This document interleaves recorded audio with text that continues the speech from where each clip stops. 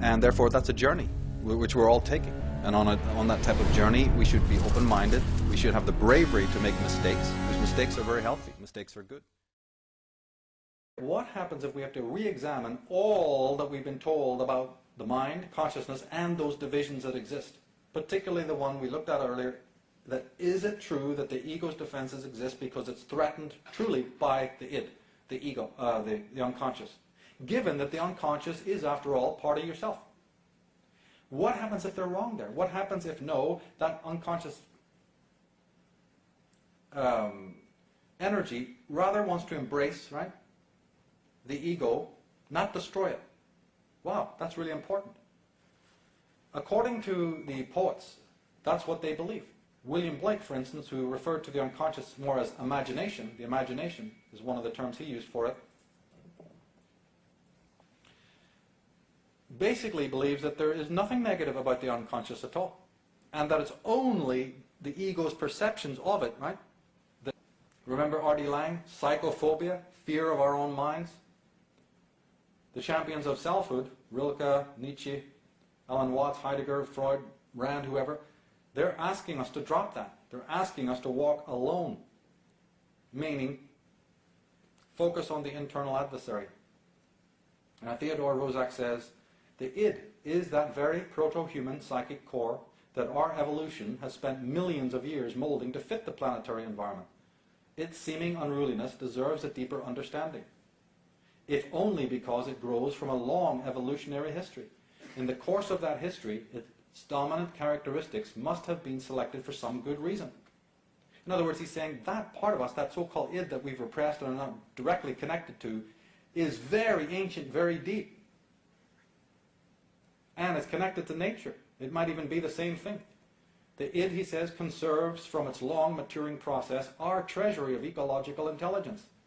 Its intractability stems from its deeply ingrained resistance to all social forms that endanger the harmony of the human and the natural. Its untamed selfishness represents a bond between psyche and cosmos whose distant origins reach back to the initial conditions of the Big Bang. In other words, in the unconscious, in Blake's imagination, is the bond between us and nature. In that room, in that place, is the place of the wedding. It has already taken place. But we've slammed the door on that.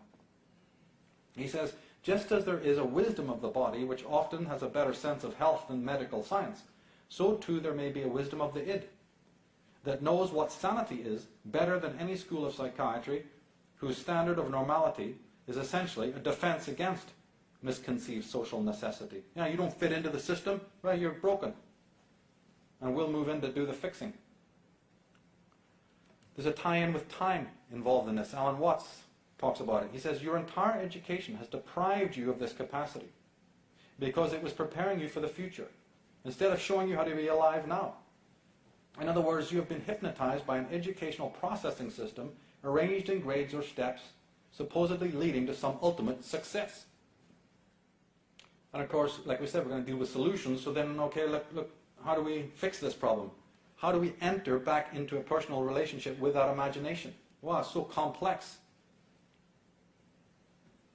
Thousands of dollars are paid to psychologists, gurus, and every other kind of person to try and tell us how to do it. Whole movements have arisen. It's very simple. You speak to it. Your relationship with it is no different than your relationship how you cultivate a relationship with a person, the neighbor.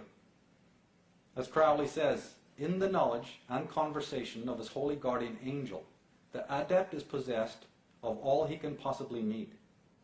To consult any other is to insult one's angel. Why are you turning to the world? Why are you seeking guidance from the misguided? Why do you seek others to become dependent on you? Why do you become dependent on them? Every time you do that, it's a slap in the face for your higher self. Remember they talked about that a sin unto God will be forgiven, a sin unto the Son of Man will be forgiven, but a sin unto the Holy Spirit can never be forgiven in this life or the next. If you followed my work, you'll know that I identify the self with the Holy Spirit. A sin of yourself. Well then, how can it be forgiven by any external agency?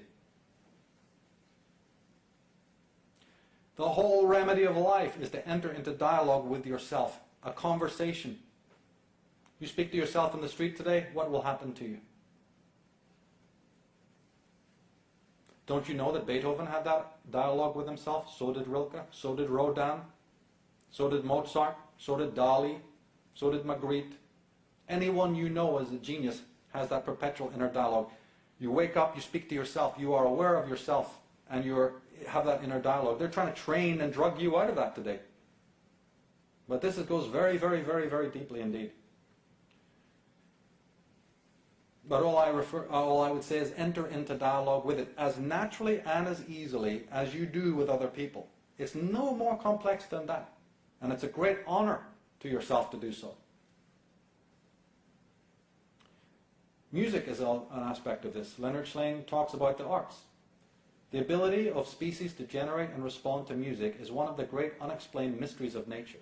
Apparently, appreciation of music is built into the genetic foundation of all higher life forms.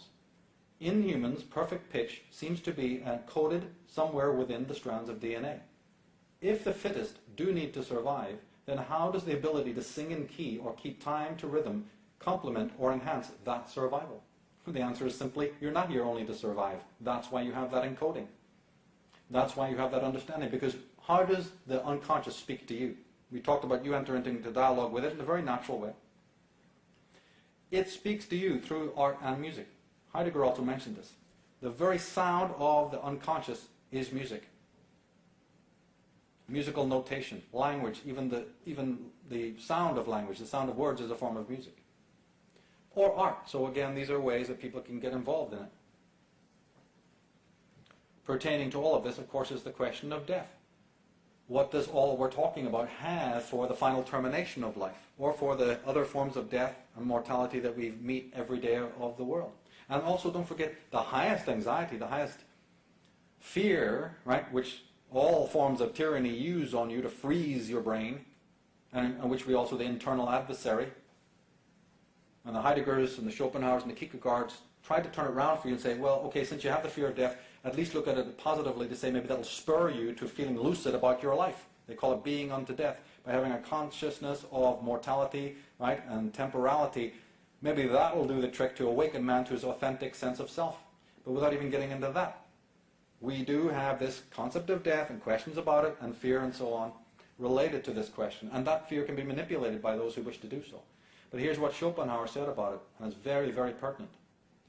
He says, consciousness is destroyed in death, to be sure, but that which has been producing it by no means is destroyed. I give the analogy of a match. You strike a match and a flame comes on it, right? And the stick is your life. That match is material, and the light is energy. Slowly the match burns down. The light burns the match away, burns the matter away. And the flame is exhausted, right? Or as the wax or as the match is exhausted, the flame disappears, going back from whence it came. What do? You take another match and strike it. There's the flame again. You take another one, another one, another one. And the light, exactly the same light, comes on every match.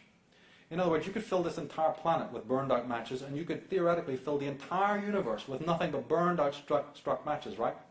All dead, all expired. And yet you haven't reduced that flame one bit. Same thing with mortality, same thing with the body. You may die, you may pass on your material aspect of yourself and all those ideas, but the energy that brought you and all life into existence, purely with this negentropic power we've been looking at, that's going nowhere. Time to align your mind with that. It's only orientation. You can identify with the matter that is burned up, the broken, burned out match, or the flame that is never reduced even one bit by those exhausted material vessels. But we don't want anything to do with that. We're sick of our humanity. We're sick of our soul. We're sick of our emotions. We're sick of all that dark side stuff and all that sorrow. See, what's the other way? What's all this post-humanism about? You're so sick of yourself, you're so tired of your own thought processes, you're tired of your emotions, that now they're going to lead you right up to this global dystopia by saying, we'll deal with it. You won't even have them anymore, that's the answer. Don't worry about your individual destiny or dharma or any of that. We're heading towards a cybernetic world, a post-human world. constantly pulled outward, which is what science and technology is doing. Come over here, your life is only utilitarian, make the best of it, function in the society, be a good person in the social hive, conform just like the prisoner. Number 6, it's good because the mass says it's good. And don't worry, give us enough time, we'll even prolong life. What kind of life? Oh, I want them to really prolong the prison sentence and the Bastille of lies that they've created for us. Can't wait. Artificiality is another word for it. Jerry Mander says, it has been only 2 generations since artificial light became so widespread that we moved into artificially lighted environments. Now, most of the light we ingest through our skin and eyes is artificial. We are starved for some natural light spectra, and we have overdosed on those spectra that come from artificial light, incandescent, fluorescent, mercury, vapor, sodium, television, and others.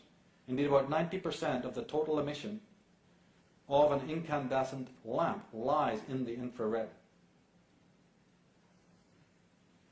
But as we said, scientists are now working overtime to make sure that we don't ever have to look at any of these darker emotions, which, as we said, are the stages along the road of selfhood, right? Now we can turn off the brain's morality centers. We can make psychopaths of you all like we are psychopathic. As Aldous Huxley said, you know, never before have we been in a position to make so many fools, maniacs, and criminals. But this is also very much a collective movement.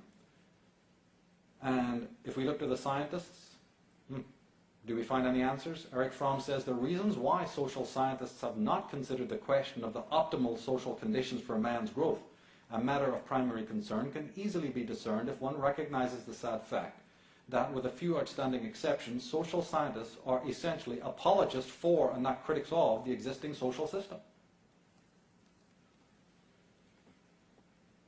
Mathematicians try to negate the validity of supernatural experiences and phenomena, I write.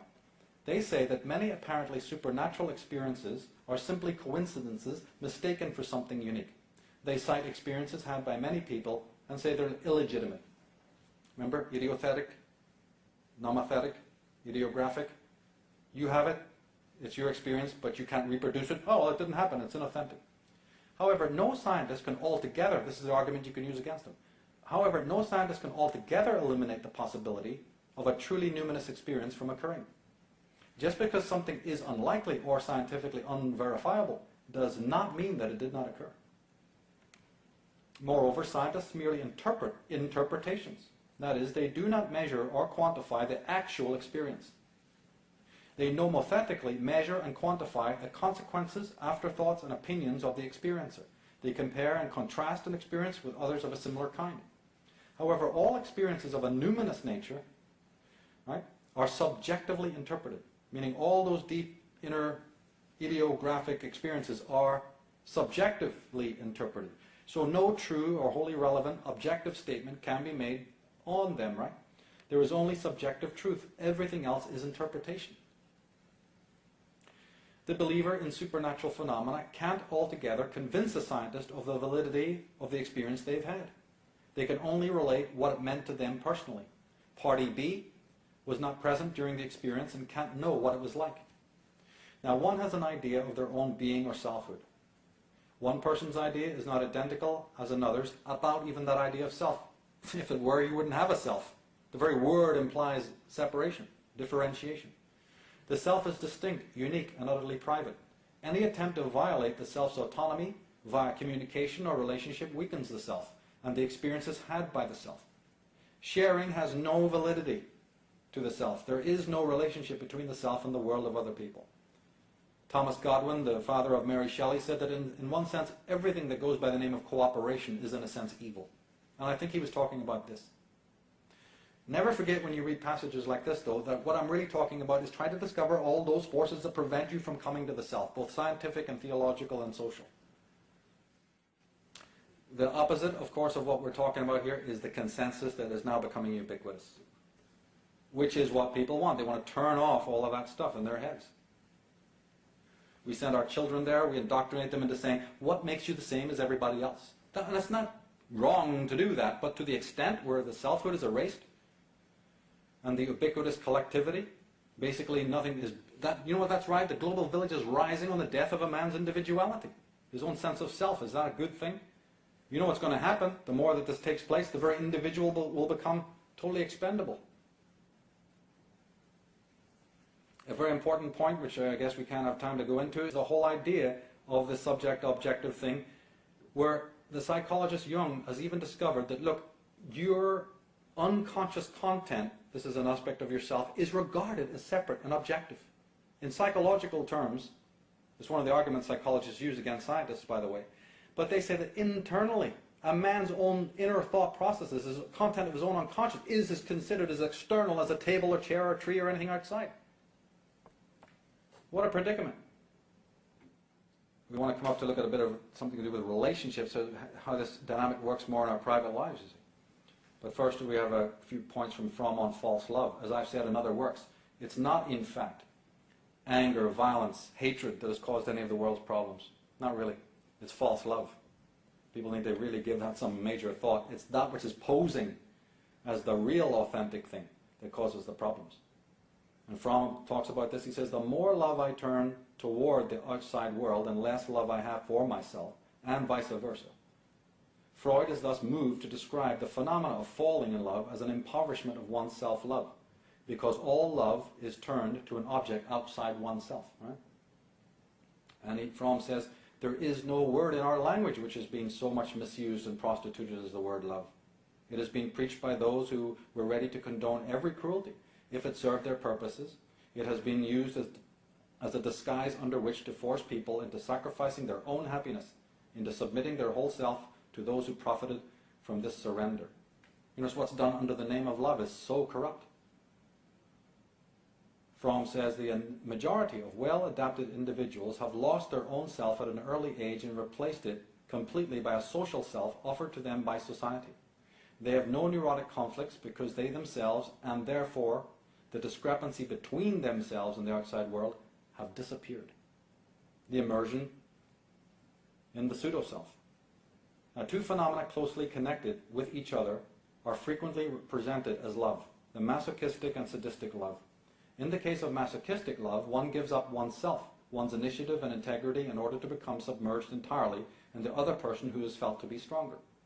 Because of deep anxieties which give rise to the feelings that one cannot stand on one's own feet, one wants to be rid of one's own individual self and to become part of another human being, thus becoming secure and finding a center which one misses in oneself.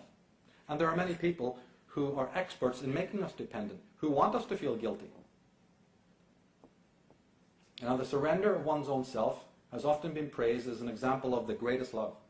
It is actually a form of idolatry, and also an annihilation of the self. The sadistic love, on the other hand, springs from the desire to swallow its subject, to make him a will-less instrument in one's own hands. This drive is also rooted in a deep anxiety and an ability to stand alone. But instead of finding increased strength by being swallowed, strength and security are found in having a limited power over the other person. The masochistic as well as sadistic kind of love are expression of one basic need, which springs from a basic inability to be independent. Now, many married couples stay together for this reason. The marriage gives them the opportunity to experience hate, quarrels, sadism, and sublimation. They stay together not in spite of their fights, but because of them. Masochistic behavior and pleasure in suffering or submitting has one of its roots in this need for excitement. Masochistic persons suffer from the difficulty of being able to initiate excitation and of reacting readily to normal stimuli. But they can react when the stimulus overpowers them, as it were, when they can give up themselves to the excitement forced upon them. See. Oh, religion. Slaves, submit yourself to your masters with all respect, not only to those who are good and considerate, but also to those who are harsh. For it is commendable if a man bears up under pain of unjust suffering because he is conscious of God. But if you suffer for doing good and you endure it, this is commendable before God. Look at this. The Egyptians, Babylonians, Greeks, and Romans had no word in their language for sin. The Israelites introduced both the word and the concept into the stream of Western civilization, and by so doing diverted it. I've had this quote so many times. We look at it one more time in this context. So we have a clear definition of psychopathy and tyranny. Nothing, says Martin Luther, is more poisonous, harmful, or devilish than a man in rebellion. Yeah, to them. The ones who are bending over backwards to rape you of every kind of selfhood that you could imagine. Or immerse you in the collective, make it so seductive with their talismanic words. It's not that sports and enjoyments are wrong, it's just what is it predicated upon. Or again, since they know that a lot of people, right, want to break away from that, they're not happy with that, you create the gimmick merchants who will take you a little bit further, you see, who will promise you all sorts of escapes from that mediocrity. But we have to question whether or not that's really ultimately authentic. Are they really helping us to find ourselves, or are they just creating a new set of allegiances? Or there's a total dropout, just like, I can't handle this anymore, and flop. The person just gives in to the mass, the Dionysian mass, as we've been studying. There's a whole net of deceivers waiting there to entrap. As Krishnamurti said, it is no measure of health to be well adjusted to a profoundly sick society. And we'll finish off by reciting his amazing words that really help to encapsulate what we've been talking about here today. He said that truth is a pathless land, and you cannot approach it by any path whatsoever, by any religion, by any sect. Truth, being limitless, unconditioned, unapproachable by any path whatsoever, cannot be organized. Nor should any organization be formed to lead or to coerce people along any particular path. My only concern is to set humanity absolutely, unconditionally free. Man cannot come to it through any organization, through any creed, through any dogma, priest or ritual, not through any philosophical knowledge or psychological technique. He has to find it through the understanding of the contents of his own mind, through observation, and not through intellectual analyses or introspective dissection. And then Jung reminds us of the conflict and the difficulty.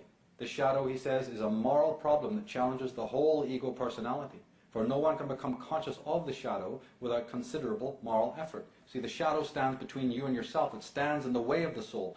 But shadow implies a shadow. Shadow, he means shadow literally. What is a shadow? To have a shadow, you must have something that's casting it. The shadow is not the shadow of your ego, because as we said, the ego is a social ego. So the shadow is really the shadow cast by your social persona, that collective mishmash hive that you've embodied.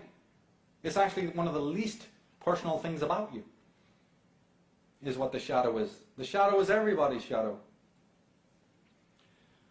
And if you do not bring all the knights and the elements and the archetypes and the agencies together. Shamanic teaching spoke about the round table, the coming together, no head, no masculine authority, no hierarchy. All the original shamanic models were based on the sphere, the hologram, the circle.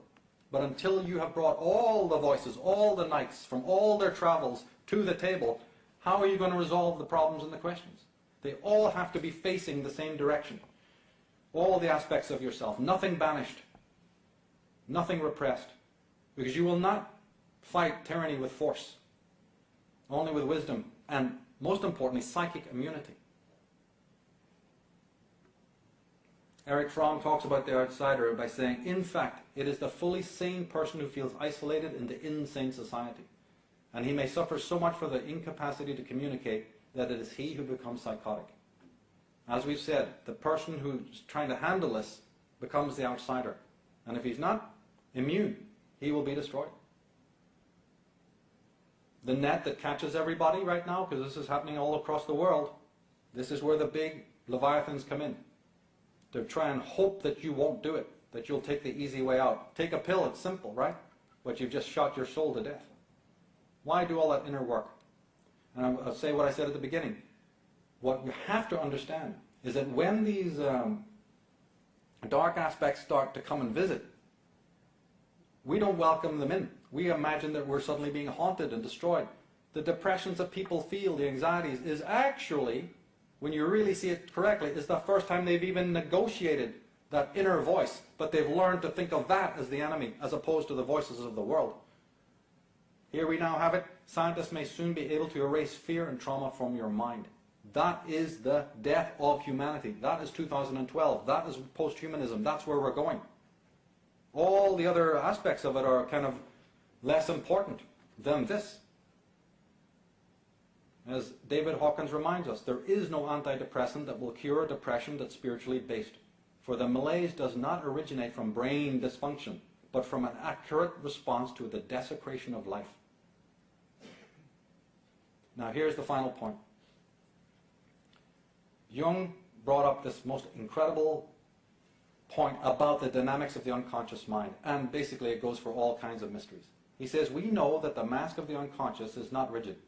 It reflects the face we turn toward it. Hostility lends it a threatening aspect. Friendliness softens its features. It only becomes dangerous when our conscious attitude to it is hopelessly wrong. To the degree that we repress it, its danger increases.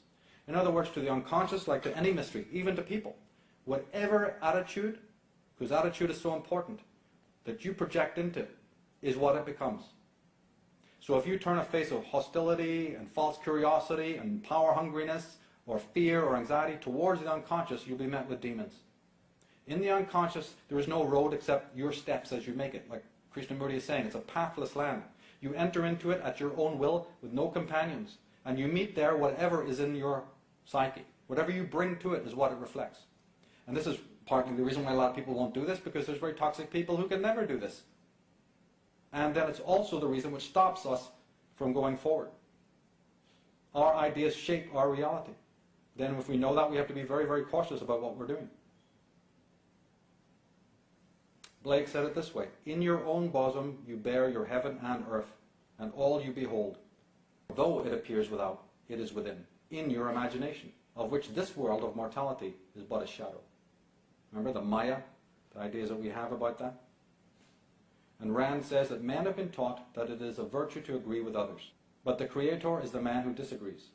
Men have been taught that it is a virtue to swim with the current, but the Creator is the man who goes against the current. Men have been taught that it is a virtue to stand together, but the Creator is the man who stands alone.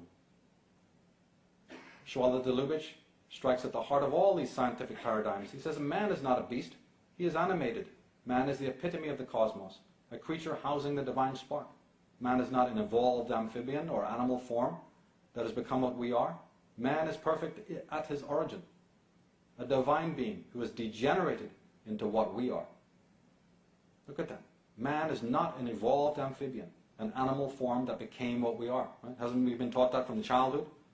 Man is perfect at his origin, a divine being who has degenerated into what we are. He's talking about devolution. The scientists are always trying to put earrings on the Mona Lisa, fix what isn't broken. What is the attitude that we show to the unconscious? Heidegger already told you what it is. That your thinking, true consciousness, is actually an act of thanks. It's actually an act of daily gratitude, not in some forced New Age spinner rack way. A complete understanding of the miracle of your existence here and now, and that thing out there that you see every morning, the sunrise, the clouds, the stars, that whole natural matrix out there is you, by the way. It's not separate from you. That's a delusion. That's your Maya. That is you. Treat it as such. If you treat it toxically, that's because you have a toxic attitude towards yourself. If you treat it with reverence, it's because you have a reverent attitude towards yourself. But it's all rooted in your own vision and understanding of yourself. And we'll finish on this. The beautiful words of Chung Tzu from the 4th century BC, who literally teaches us, lets us know what leads towards the true liberation and wisdom. He says, he who can free himself from achievement and from fame, descend and be lost amid the masses of men, he will flow like the Tao. Unseen he will go about like life itself, with no name and no home. Simple he is, without distinction. To all appearances, he is a fool. His steps leave no trace. He has no power. He achieves nothing, has no reputation. Since he judges no one judges him. Such is the perfect man. His boat is empty. Ladies and gentlemen, thank you for your time these last 3 months. It's been a great pleasure. I've enjoyed it, and stay Stay in touch with us, by email and other things, and the postings of the talk online. Share it with your friends. Contact me for resources. And let's just go out and enjoy the rest of the day. Thanks a lot.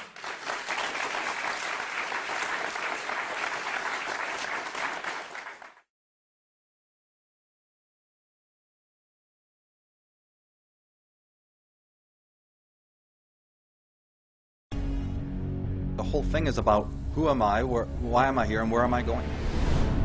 And that's it. That's what this is all about. That's what this is all about.